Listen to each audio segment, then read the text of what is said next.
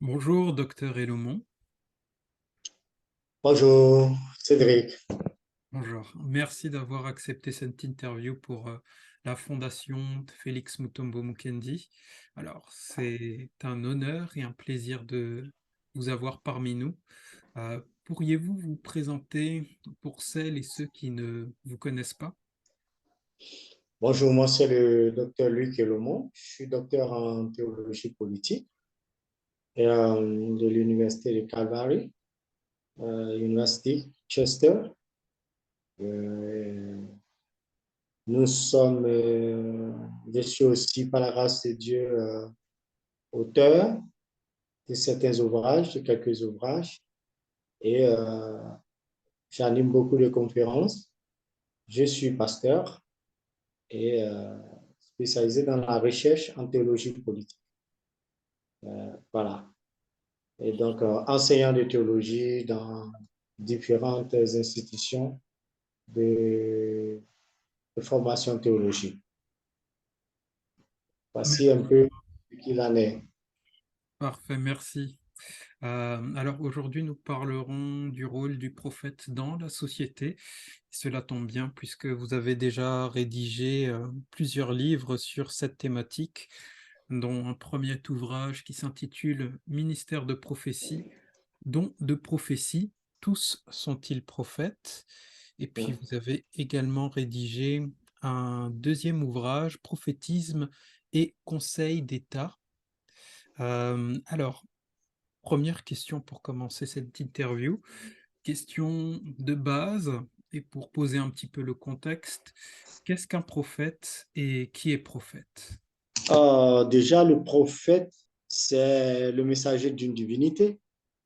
Et dans ce qui nous concerne, dans le contexte chrétien, judéo-chrétien, le prophète, c'est le messager de l'Éternel, de Yahweh, dans et pour être plus pointu dans le champ chrétien, le prophète, c'est un appelé, un captif de Jésus-Christ qui a son appel fondé dans la saine doctrine, dans le champ chrétien, mais pour le champ israélite, on va dire dans dans la théologie mosaïque de Moïse et d'Abraham, qui elles-mêmes ont leurs ramifications dans une théologie camito-cananéenne.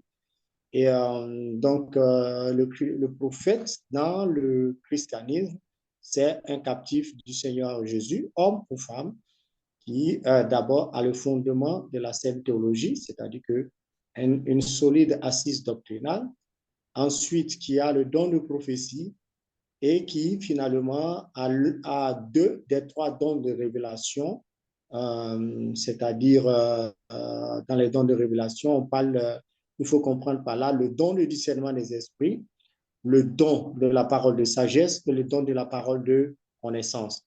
Et donc, que ce soit dans le contexte judéo-chrétien ou dans le contexte de l'Égypte antique ou même mésopotamien, le prophète est non seulement la voix, le messager des dieux, mais également il est, si vous voulez, une police institutionnelle, une critique de la politique, une critique de la théologie de son époque et également aussi une critique des pratiques du ministère et de pratiques économico-sociales.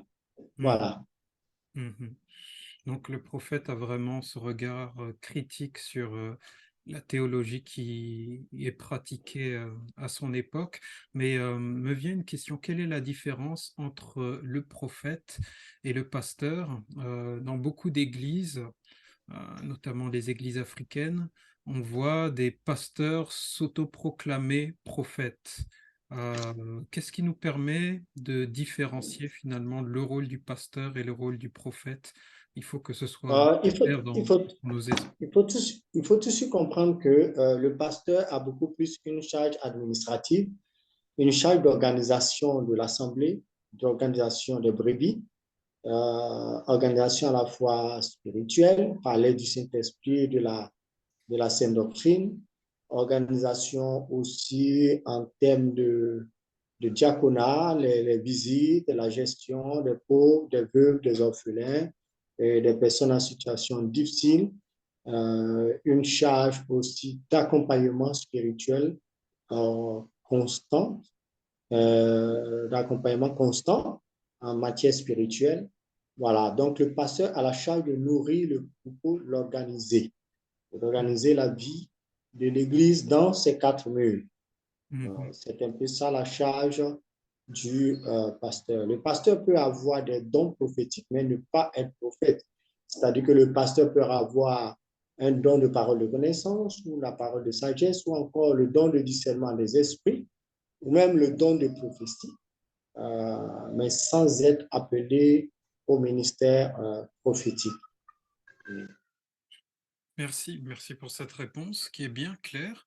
Euh, et quel est, plutôt comment reconnaître un faux prophète et quand on l'a reconnu, que doit faire, dans le cas qui nous préoccupe ici, puisque nous parlons essentiellement de chrétiens, que doit faire le chrétien au contact de ce faux prophète?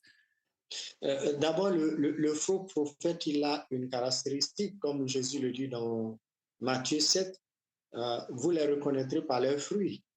Mm. Et les fruits de la lumière, c'est la justice, c'est la sainteté, c'est la paix, c'est la joie, c'est l'unité. Alors, le prophète pourra même manifester des dons Mm. spirituels ou même manifester des signes, hein, faire des miracles, mais son message et sa vie et son message ne sont pas centrés sur Jésus-Christ. Il fait fi de la sanctification, il fait fi de la crainte de Dieu, et tout son message et toute sa conduite, c'est d'attirer les gens, de focaliser les regards sur sa personne et non pas sur Jésus-Christ, qui est notre Sauveur et notre Seigneur. Alors, il focalisera ses prières et ses pratiques sur des choses qui s'éloignent définitivement de Christ crucifié, qui est le message central du prophète du Nouveau Testament, pour les fixer sur, par exemple, des objets, l'huile, le sel, des objets pareils. Mais rien de ce qui fondamentalement lié à Jésus de Nazareth. C'était un peu ça le prophète, le faux prophète. Mhm. Alors, lorsque vous avez détecté le faux prophète, et il ne faut pas oublier, comme j'ai dit, que le faux prophète, il n'encourage jamais dans la sanctification. Il encourage tout dans les voies détournées, des voies qui suscitent et qui provoquent la colère de Dieu, bien sûr, pour le chrétien, qui est loin de la doctrine chrétienne. Le prophète encouragera le péché, hein, tout en prétextant la puissance de la grâce. Il te dira tout simplement, par exemple, que, vous savez, c'est pas un mal, l'impudicité n'est pas un mal, le mensonge, c'est pas un mal, le péché, la corruption, c'est pas un mal. Et on a l'exemple de Jézabel dans le Nouveau Testament, dans le livre de l'Apocalypse. Donc, encourager à l'idolâtrie. Cette idolâtrie peut avoir la forme de l'idolâtrie brute que nous connaissons, c'est-à-dire une idole que nous adorons, ou bien une huile, ou bien c'est l'image du prophète lui-même, ses photos, des objets qui portent son image, son effigie, excusez-moi, qui recommandera aux fidèles d'avoir chez eux pour leur protection et leur sécurité, autant à Jésus-Christ et au Saint-Esprit leur rôle fondamental qui consiste à nous sauver, guider, protéger. Mais donc, quand on Et donc, constate tout ça, qu'est-ce que nous, en tant que chrétiens, devons faire? quand vous voyez un faux prophète, c'est de vous éloigner de lui. Parce que la Bible est Mm. formelle, les mauvaises compagnies corrompent les bonnes mœurs. Mhm. On n'a pas besoin d'être désagréable vis-à-vis de sa personne. On n'a pas besoin de l'agresser physiquement, Mhm. même si malheureusement, dans beaucoup de cas, ils sont coupables d'escroquerie, d'abus de confiance et de Mhm. beaucoup d'autres choses. Mais ce que la Bible nous recommande, c'est tout simplement, après que le pasteur de l'Église ou des hommes de Dieu, ses collègues, l'auraient averti ou bien lui auraient fait ses remarques, S'ils refusent de se repentir, la Bible nous dit de nous éloigner définitivement de tel genre de personnes, de ne plus les fréquenter Mhm. et de ne même pas les considérer comme des frères s'ils refusent de se repentir. Mais il faut toujours prier pour eux dans l'espérance qu'un jour ils se repentent et qu'ils reviennent au Seigneur. Mhm. Amen, merci. Une autre question, quel est le rôle de l'Église dans le ministère prophétique? Déjà, ce n'est pas toutes les églises qui manifestement ont un ministère prophétique. Mhm. Est-ce que c'est une erreur? Est-ce que dans toutes les églises, on devrait avoir un ministère prophétique? Et quel est le rôle finalement que doit exercer l'Église dans ce ministère? Je pense que d'abord, le prophète appartient à l'Église. C'est pourquoi il doit respecter l'Église. Et qui dit Église parle d'une théologie. Et les apôtres, ils ont tous une théologie, contrairement à ce que beaucoup de personnes pensent ou croient et disent même d'ailleurs. Ou bien que Jésus lui-même, c'était un docteur en théologie, il avait un cursus académique qu'on peut retrouver dans les traces de la société juive de son époque, du 1er siècle avant lui jusqu'au 1er siècle après lui. Les apôtres également, quand Jésus partait, ils avaient déjà un niveau théologique qui équivaut à un cursus académique en théologie qui équivalait au bac plus 3. C'est-à-dire que c'était des personnes qui avaient un bagage théologique bien donné. Donc le prophète nécessairement doit connaître les doctrines qui fondent l'Église de Jésus-Christ. Parce que le prophète n'a de sens que par l'existence d'une alliance et d'une doctrine. Le prophète est le messager d'une alliance. Et qui dit alliance dit doctrine, dit théologie. Et donc, le prophète est le porte-parole d'une théologie, comme on a dit tout à l'heure, quelqu'un qui veille sur la théologie de son temps, la théologie qui fonde et qui justifie et qui légitime son ministère. Et donc, on a toujours besoin d'un prophète qui doivent nous aider à parfois recevoir certaines directives, à mieux écouter Dieu, à prendre discerner la voix de notre Père, parce que Dieu continue de parler, même si ce n'est pas dans la même nature et les mêmes formes qu'à l'époque des écrivains de la Bible et à l'époque de ceux-là que Dieu a utilisés pour regrouper les textes bibliques. Et donc, voilà un peu, donc, le rôle du prophète dans l'Église, c'est de préparer l'Église à la venue de Jésus-Christ Mhm. et d'être manifestement à la disposition du Seigneur pour être une bénédiction des chrétiens qui ont besoin d'une direction particulière parfois qui n'est pas contextuellement mentionnée dans l'Écriture. Mais est-ce que l'Église elle-même doit, comment dire, encadrer ces prophètes, les former? Est-ce que l'Église a un rôle à jouer par rapport à ça? Absolument, comme on a dit tout à l'heure, l'Église, le prophète, ce n'est pas une météorite. Mhm. Le prophète n'est pas Melchisédek, qui n'a ni père ni mère. Mhm. Le prophète est un enfant de l'Église. C'est la Mhm. prophétesse, le prophète, ce sont des enfants de l'Église. Ils sont engendrés par l'œuvre d'un évangéliste ou Mhm. d'un apôtre ou d'un pasteur ou d'un docteur. Vous voyez un peu, ou même d'un saint fidèle qui, Mhm. au cours d'une évangélisation, peut-être dans un hôpital ou dans la campagne ou je ne sais où, quelque part, touche le prophète par son message. Mhm. Alors donc,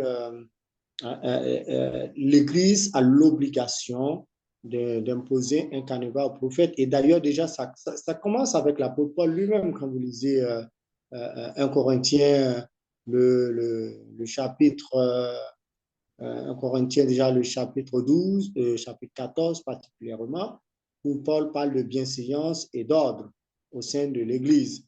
Et dans l'Épître aux Éphésiens, on verra Paul qui dira plus tard aux Éphésiens, Paul va leur donner des conseils. Au chapitre 2, il dira que l'Église est bâtie sur le fondement, notre foi est bâtie sur notre doctrine, notre théologie, la théologie chrétienne est bâtie sur le fondement des apôtres et des prophètes de l'Église.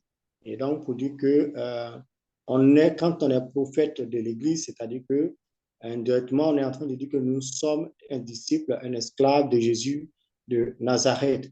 Mm. Alors, donc, le message fondamental de tout prophète, de tous les autres ministres, comme on le voit dans Éphésiens 4, c'est perfectionner les saints et puis édifier le corps de Christ. Alors, donc, Mhm. pour que quelqu'un puisse édifier le corps de Christ, il est nécessaire qu'il soit lui-même au préalable, qu'il ait été au préalable lui-même édifié par les enseignements de cette Église-là. Oui, donc c'est une obligation pour l'Église de former les prophètes, de donner les canevas des prophètes, parce que c'était le cas. Paul va dire dans 1 Corinthiens 14 toujours que s'il y a plusieurs prophètes dans l'Église, si l'un a prophétisé, que les autres se taisent et laisse d'abord celui qui prophétise, le prophète qui parle, terminer avant d'apporter aussi leur contribution. Donc, voilà un peu. C'est comme un citoyen, c'est comme si vous me demandiez est-ce qu'un citoyen a des devoirs vis-à-vis de sa communauté, de l'État qui le reconnaît comme citoyen? Et la réponse est oui.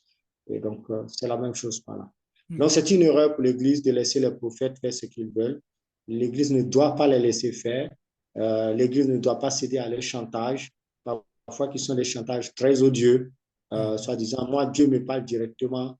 Non, nous ne sommes plus à l'époque de l'Ancien Testament. Nous avons l'inspiration qui est parfaite en Christ. Et généralement, ce qu'ils appellent, même les prophètes d'aujourd'hui appellent l'inspiration, c'est tout simplement une parole de connaissance, une parole de sagesse. Parce que l'inspiration, la révélation culmine dans la personne de Jésus-Christ crucifié et ressuscité, bien sûr. Merci pour cette réponse claire. S'agissant de la politique, Mhm. est-ce qu'un prophète, pardon, peut être un homme politique? Oui, déjà, au regard, comme je le disais dès le départ, il ne faut pas comprendre, quand on parle de ministère de prophétie ou bien de prophète, l'erreur de plusieurs, c'est de penser que cet office prophétique a commencé avec Abraham ou dans la Bible. Et Hmm. c'est là la grossière erreur, la plus grande des erreurs. L'office prophétique, vous l'avez déjà en Mésopotamie, particulièrement dans des villes telles que Marie. Vous avez des prophètes déjà en Canaan, avant l'arrivée d'Abraham en Canaan. Vous avez déjà des prophètes aussi en Égypte antique, bien plus antérieurs que les autres. Et donc, c'est l'expérience prophétique ne commence pas avec Abraham, c'est la première des choses. Et maintenant, parler dans le cadre, est-ce que le prophète peut intervenir en politique? Est-ce qu'il a le droit de parler politique? Absolument. Parce que quand vous prenez l'histoire du prophétisme, de l'office prophétique, dans ces différentes zones, Égypte, Marie et le territoire de Canaan, vous verrez que les prophètes étaient intimement liés au palais. Il y avait des prophètes spécifiquement attachés au palais de ces rois-là. Et Hmm. donc, ce qui va se passer avec les prophètes judéo, les prophètes israélites, ce n'est pas une nouveauté. Donc, ce n'est qu'une continuité de quelque chose qui a existé. Seulement que dans le cas d'israélite, c'est la théologie de Moïse qui prévaut dans l'exercice du ministère des prophètes israélites. Alors, il faut tout de suite comprendre pour maintenant recentrer la question sur notre cadre judéo-chrétien. Euh, le ministère, le prophète, oui, est engagé dans la politique puisque Abraham est reconnu comme le père de la foi, il est reconnu comme prophète. Et selon la mission, selon l'appel que Dieu lui donne, c'est un appel prophétique, mais qui doit se dérouler avec, ou si vous voulez, dans une dynamique purement politique et géopolitique, parce qu'on lui dit, je ferai de toi une grande nation. Et ce thème-là, ce n'est pas un thème cultuel, ce n'est pas un thème ecclésiastique, c'est un thème purement politique. C'est un thème de la cité. Et Mhm. donc, on lui dira, je ferai de toi une grande nation, je te multiplierai. Alors là, il faut voir le levier démographique, qui est le langage démographique statistique qui est utilisé dans cette prophétie relativement à Abraham, et les d'autres éléments, je dirais, orogénétiques, si vous voulez, de l'orogenèse, c'est-à-dire l'orogenèse qui a lien avec l'histoire, la genèse et la formation des frontières naturelles de ce qu'on peut appeler un pays ou un État-nation ou une nation. Alors, disons, on lui dira, Dieu lui dira, parcours le pays dans sa longueur et dans sa largeur. Et donc, on se rend compte que dans sa longueur, approximativement, selon la classe biblique que j'ai utilisée, on voit que euh, euh, on voit que ce qui est demandé à Abraham là, c'est tout simplement la distance parcourue, c'est environ 500 et quelques kilomètres dans la longueur, c'est-à-dire à partir du torrent d'Égypte jusqu'à l'extrême nord vers Hamath et de la mer Méditerranée qu'on appelle aussi la Grande Mer dans le livre d'Ézéchiel, jusque vers la frontière jordanienne aujourd'hui, ça vous fait 176 et quelques kilomètres. Et là, vous n'êtes pas dans quelque chose je dirais, vous n'êtes pas dans l'irrationnel ou bien vous n'êtes pas dans quelque chose là de quelque chose d'illusoire, de contemplatif. Là, vous êtes carrément dans la topographie ou si vous voulez, dans le cadastre pur et simple. Et donc, vous voyez déjà avec ces données, Abraham lui-même, le père de la foi, est un prophète, mais également aussi un homme politique. Et on verra qu'il fera des démarches politiques lorsqu'il sera en Canaan. On se rend compte que Abraham, tout de suite, il va nouer une alliance avec Mamré, Aner et Eshcol, qui sont tous trois des Cananéens. Là, on voit son intelligence en termes d'intégration. Et on voit bel et bien cet exemple-là. On voit le même exemple aussi avec Isaac, qui nourra des alliances avec Abimelech, roi de Guéra, et Picol, son chef d'état-major. Et cette alliance qu'il a eue à Beersheba, que je qualifie souvent, que j'appelle généralement l'accord de Beersheba, dans mes écrits et dans mes recherches en théologie politique. Je dis que ça aussi, c'est une alliance politique. On voit également Jacob, alors qu'on sait que dans la théologie israélite, Abraham est prophète, ce que la Bible nous dit nommément. Isaac aussi est défini comme prophète. Jacob aussi est défini comme prophète. Lui, on verra qu'il fera alliance avec les gens de la guerre avec eux. C'est très clair. Donc, c'est une démarche politique. Maintenant, pour prendre d'autres grands exemples, on peut prendre l'exemple de Moïse, qui lui est formé dans la théologie d'abord égyptienne, dans toutes les sciences égyptiennes, comme nous dira Luc, dans le rapport qu'il fait du discours d'Étienne. Jacob est défini comme prophète. Et on voit bien Jacob noue une alliance politique avec les gens de Sichem pour éviter d'être attaqué. Maintenant, si nous prenons le cas de Moïse, Moïse a été formé dans toute la science des Égyptiens, comme le dit conformément au discours d'Étienne. Alors, donc Moïse a étudié les sciences politiques, la théologie, etc. en Égypte. Il allait compléter encore avec 40 années d'études théologiques auprès de Jéthro avant de revenir. La mission qui a été donnée à Moïse, c'est une mission purement politique. Faire sortir mon peuple d'Égypte conformément à la promesse que j'ai faite à Abraham. Et donc, on se rend compte que également aussi, et on peut voir tellement d'éléments politiques dans les écrits de Moïse, dans le Pentateuque, de Genèse, particulièrement si vous voulez l'Exode, le Lévitique, Nombre, Deutéronome. Et d'ailleurs, tout le culte mosaïque avait une finalité politique. Parce que dans ce culte-là, le culte de Moïse, on peut voir aussi ces données dans l'écrit de Spinoza, qui est un auteur juif, a été reconnu par sa communauté, mais c'est indiscutable parce que l'aspersion du sang se fait pour que Israël devienne un peuple nombreux, prospère et puissant, un peuple qui trouve sa place dans le concert géopolitique des nations. Et donc, chaque fois qu'il y a violation de l'alliance, la violation de l'alliance menaçait directement l'existence même d'Israël en tant qu'État-nation, en tant que royaume. Et donc, D'accord, d'accord. Mais la violation de excusez-moi l'alliance que dénonce. de vous couper Mm, par rapport à ce développement. Si on revient à notre époque, mm, aujourd'hui, est-il possible d'avoir ce type de prophète? Parce que là, on a des hommes qui étaient engagés dans la politique et même mm, bien au-delà, c'était même des conquérants avec mm, Abraham. Est-ce qu'aujourd'hui, ce type mm. de prophète est possible? Bien sûr, bien sûr, mais là, il faut au préalable avoir fait une bonne éducation du peuple et avoir solidement formé ces personnes-là sous des angles, parce que les prophètes de la Bible n'étaient pas formés que dans la théologie de Moïse.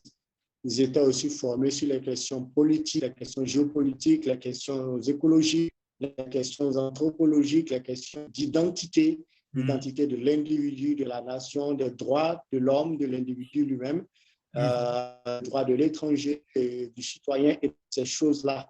Alors, il va tout simplement falloir former ces personnes-là et ne pas ramasser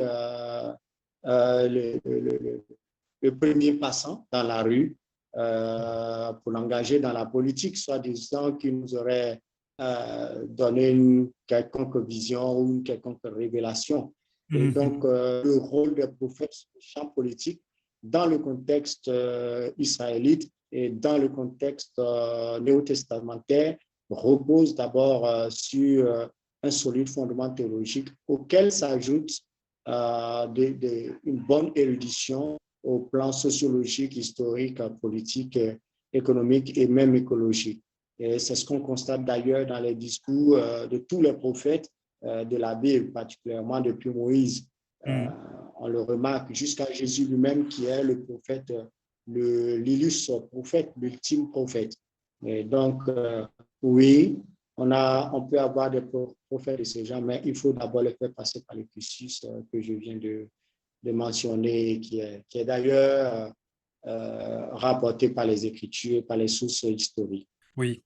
Est-ce que vous seriez d'accord de dire que le docteur Mukwege serait un prophète? Du moins, il exercerait le rôle du prophète, un peu comme certains prophètes de l'Ancien Testament, en dénonçant finalement le mal qui est commis dans la société congolaise. D'ailleurs, il ne se contente pas seulement de le dénoncer, puisque il agit en réparant les femmes, comme on le dit souvent, lui qui est médecin. Est-ce que pour vous, le docteur Mukwege est un prophète? Selon moi, oui, parce que vous savez, il ne faut pas seulement voir, même dans la période israélite, et dans la Mhm. période de l'Égypte antique, et même babylonienne, mésopotamienne, si vous voulez, à Marie précisément, et même à Canaan, et pour revenir dans notre temps, dans le contexte chrétien, tous les prophètes n'étaient pas seulement des théologiens qui étaient, ou je dirais, des prophètes professionnels, c'est-à-dire que qui ne faisaient que vous avez des prophètes qui étaient des hommes d'affaires, des prophètes qui étaient des militaires, des prophètes qui étaient des rois, des prophètes qui étaient des médecins. Et Mhm. on voit ça dans la Bible, notamment avec Ésaïe, qui fait montre de ses connaissances en médecine, qui prend une masse pour guérir le roi Mhm. sous la direction divine.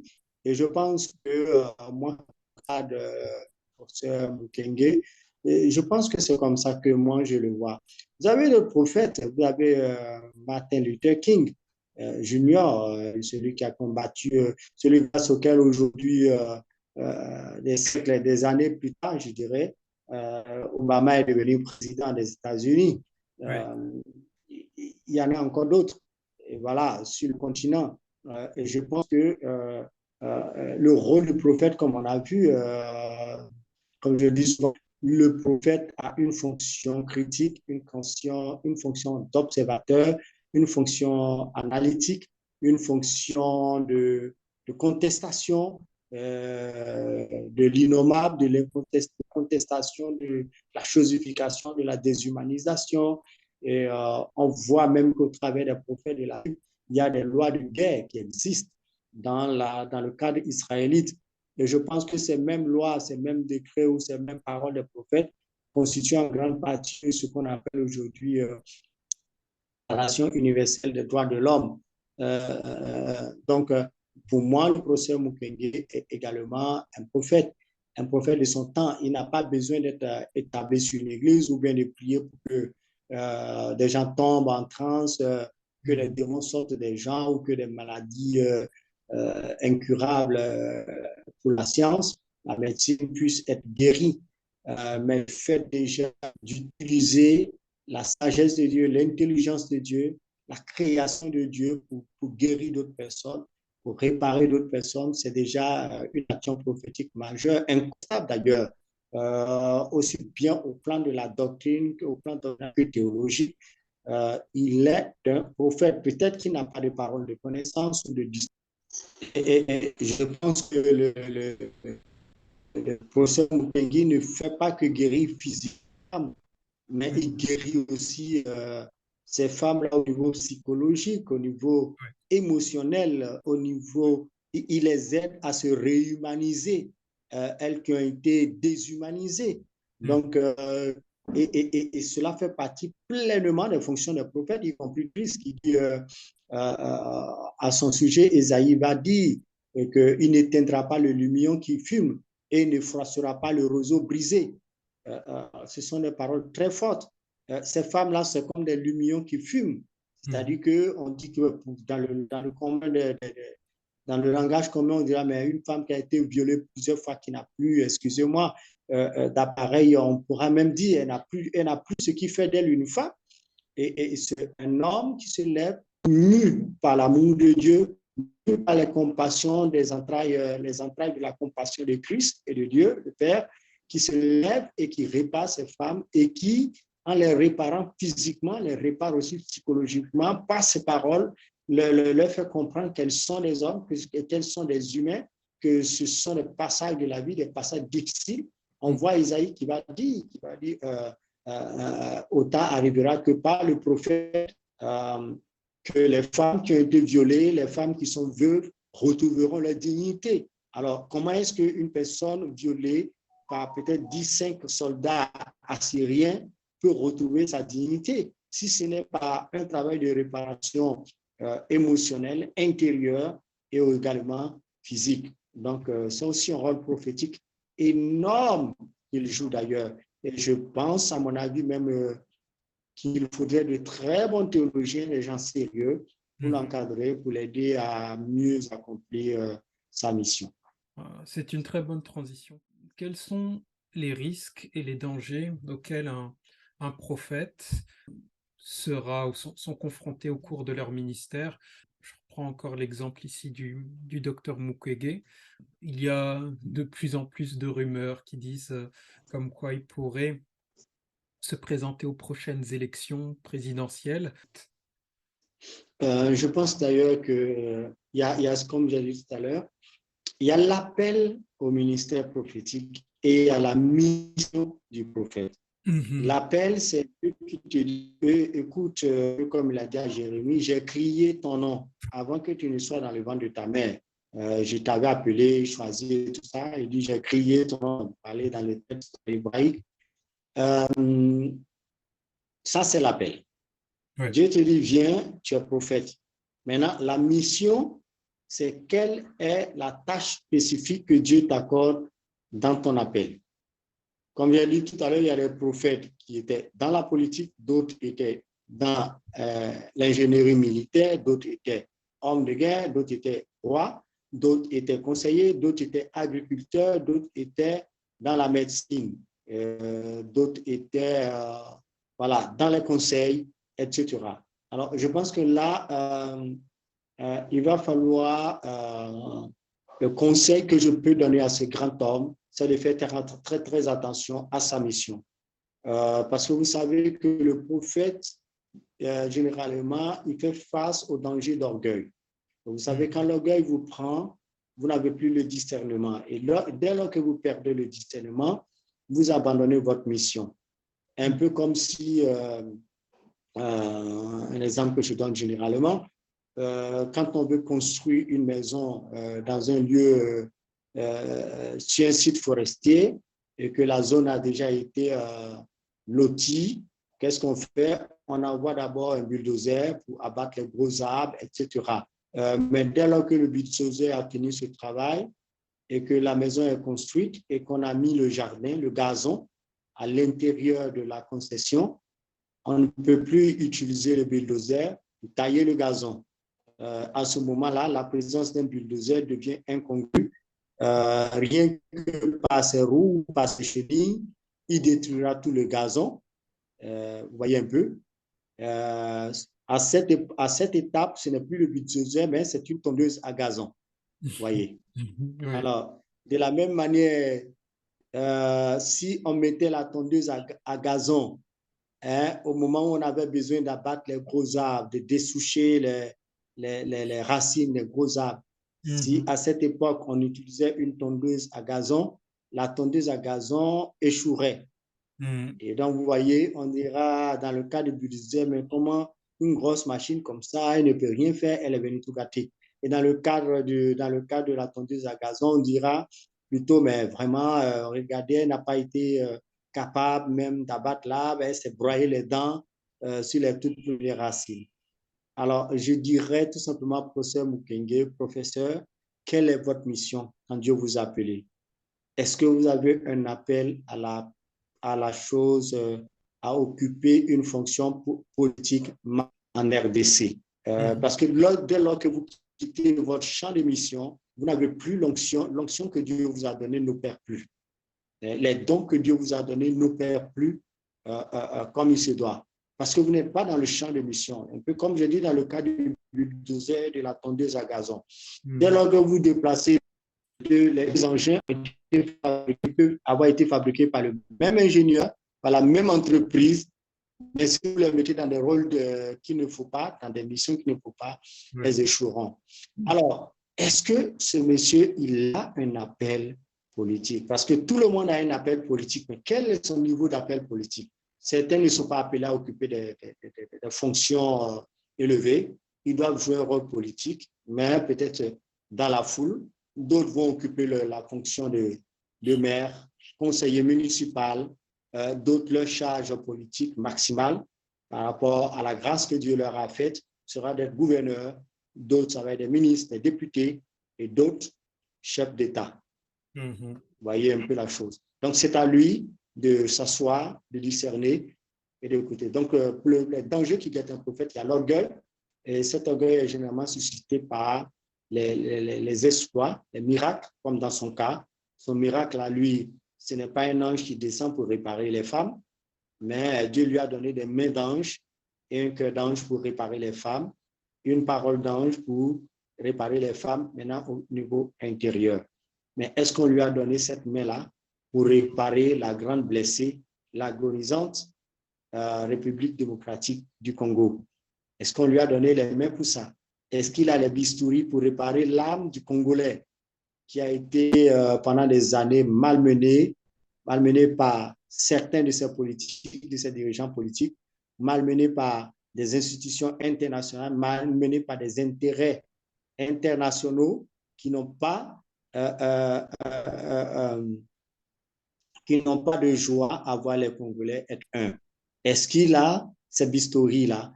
Est-ce qu'il a cette science-là? Est-ce qu'il a cette science de la main, cette science de la parole pour le Congo? Et là, c'est à lui seul de nous répondre. Oui, oui. Merci pour ces paroles pleines de sagesse. Nous arrivons maintenant à la fin de cette interview. Je vous demanderai tout simplement un dernier mot pour clôturer cette interview. Tout simplement, ce que j'aimerais dire, c'est que l'office prophétique est un office qui existe avant la naissance d'Abraham. Et la genèse de l'office prophétique, c'est déjà avec Adam, le premier prophète. Et dans la période post-diluvienne, c'est-à-dire après le déluge, on retrouve les traces de l'office prophétique en Égypte antique et plus tard aussi dans la Mésopotamie, précisément à Marie, dans la cité-État de Marie. Et ce qu'il faut savoir, c'est que avant qu'Abraham n'arrive en Palestine, sur la terre qu'on appelle la Palestine aujourd'hui, sinon Canaan à l'époque, avant qu'Abraham n'arrive là-bas, des gens prophétisaient et la Bible reconnaît les dons prophétiques à des rois tels que le pharaon d'Égypte, également aussi à Abimelech, roi de Guérar, à qui Dieu parle. Et vous verrez que ces rois n'ont jamais dit, mais qui es-tu, quel Dieu me parle? Parce qu'ils avaient déjà une théologie que Abraham plus tard allait. Alors donc les prophètes doivent se faire former impérativement. Un bon prophète, c'est quelqu'un qui a une excellente érudition théologique, ensuite le don de prophétie, ensuite 2 des 3 dons de révélation, à savoir la parole de sagesse, la parole de connaissance et le discernement des esprits. Maintenant, il y a des prophètes au travers desquels il n'y a jamais eu de manifestation de guérison ou de miracle, tels que Daniel, tels que Habakkuk, tels que Osée, etc. Que d'autres, ils ont eu la grâce, selon la grâce que Dieu leur a accordée, de manifester ces dons surnaturels. Alors donc, le prophète est important pour la cité, mais il lui faut cette bonne érudition théologique. Ensuite, une bonne culture générale, parce qu'il ne peut pas intervenir dans les affaires de la cité sur la base d'un rêve. Celui qui a rêvé, nous n'étions pas avec lui quand il rêvait. Et donc, la seule façon pour nous, pour quelqu'un qui veut parler des affaires de la cité au nom de Dieu, c'est de reconnaître aussi que Dieu a donné la science de la cité, de la même manière que Dieu lui a donné la science des mystères. À lui, le prophète, Dieu a donné pour la gestion de la cité une science pour la gestion de la cité. Alors donc, il lui faut apprendre ces choses-là. Et pour terminer, je vais dire que il faut prier pour des gens comme le professeur Mukwege et bien d'autres qui sont sur le continent et également qui ont beaucoup travaillé et qui sont là, Martin Luther King Jr. Il y en a 7 d'autres aujourd'hui qui ne sont pas encore bien écoutés, mais qui, je crois qu'une fois bien encadrés, pourront contribuer grandement à l'essor de notre continent. D'ailleurs, il faut reconnaître que même pour l'Europe, l'Occident d'aujourd'hui, à un moment de son histoire de l'Église, après la naissance de l'Église, les prophètes ont joué un très grand rôle dans l'histoire de l'Occident. Et quelque part, pour clore, on peut aussi voir que il faut comprendre que tous les rois, tous les dirigeants d'État, Dieu leur parle. Et Dieu n'attend pas qu'ils soient convertis, qu'ils soient chrétiens. On voit le cas de Pharaon, le temps de Joseph, on voit le temps d'Abimelech, on voit le cas du roi de Babylone, le dernier roi de Babylone. On voit aussi le cas avec le roi de Perse. Et donc, on voit beaucoup de cas. On voit beaucoup de cas dans l'histoire, même contemporaine. Il y a des chefs d'État africains qui ont eu des rêves, qu'ils ont appelés des songes prémonitoires, qui arrivent, c'est une manière laïcité de dire j'ai eu un songe prophétique. On voit aussi le cas avec De Gaulle. Je ne l'apprécie pas pour ses politiques vis-à-vis de l'Afrique. Je suis africain, ça, on ne peut pas me l'arracher, veuillez m'excuser. Mais lorsqu'il parle de l'attitude que la France devrait avoir avec la Russie, il a été un prophète pour la France, il a donné une prophétie à la France. Et je crois que les Français gagneraient à retourner au conseil prophétique que ce monsieur a donné. Sinon, je pense que ça ne sera pas joli pour la France. Merci beaucoup. Merci à vous.